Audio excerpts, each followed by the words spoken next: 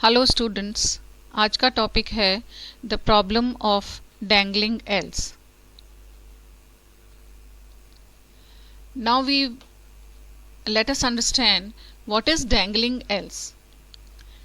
अगर किसी प्रोग्राम में इफ एक से ज़्यादा बार आता है और एल्स सिर्फ एक बार अपीयर होता है तो that is known as dangling else problem because else does not know to which if it relates to।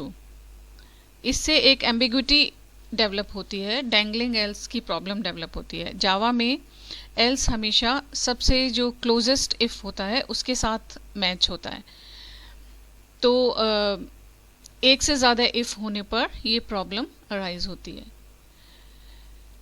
एक एग्जाम्पल के थ्रू इसको समझेंगे।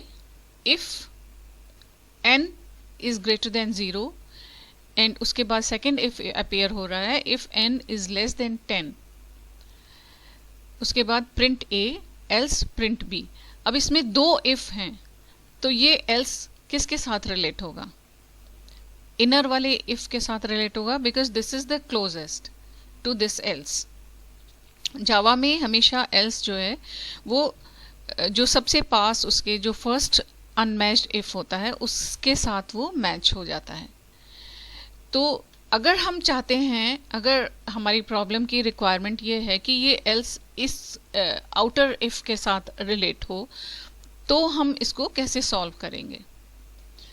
तो डैंगलिंग एल्स की प्रॉब्लम को सॉल्व करने के लिए हमारे पास दो तरीके हैं। First is using pair of braces and the second one is writing exclusive else conditions for each unmatched if.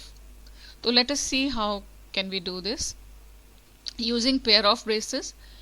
If n is greater than 0, उसके बाद within that condition, if this condition is true, then the execution will check the next condition. Next if is and if n is less than 10, अगर n is greater than 0 तो ये वाली condition check होगी और print a होगा। ये second if को हमने ब्रेसेस के अंदर एनक्लोज कर दिया है, जिससे मालूम हुआ कि अगर ये फर्स्ट कंडीशन ट्रू है तो ये इफ एग्जीक्यूट होगा। तो ये ब्रेसेस क्लोज हो जाने के बाद जब हम एल्स लिखेंगे तो ये एल्स फर्स्ट वाली इफ के साथ रिलेट होगा। अगर ये कंडीशन ट्रू नहीं है तो वो सीधे इस एल्स पे आ जाएगा और ये वाली कंडीशन एल्स वाली कंडीशन एग्जीक्यूट होगी। Print B, it will print B.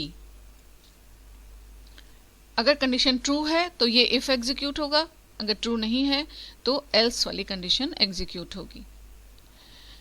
दूसरा तरीका है using exclusively separate else for each if.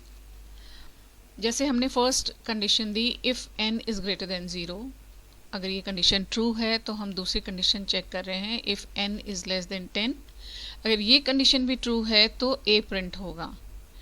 अब नेक्स्ट ये एल्स जो है ये इनर वाले इफ को रिलेट कर रहा है। अगर if n is less than 10 is not less than 10 तो प्रिंट b होगा। अगर लेस देन 10 है तो a होगा, लेस देन 10 नहीं है तो प्रिंट b होगा।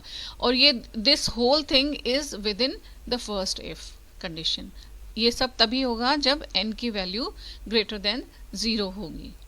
और अगर n की वैल्यू ग्रेटर देन 0 नहीं है तो it will come to the else, और एल्स की कंडीशन में वो c प्रिंट करेगा। तो हमने दोनों इफ के लिए एक सेपरेट एल्स प्रोवाइड कर दिया।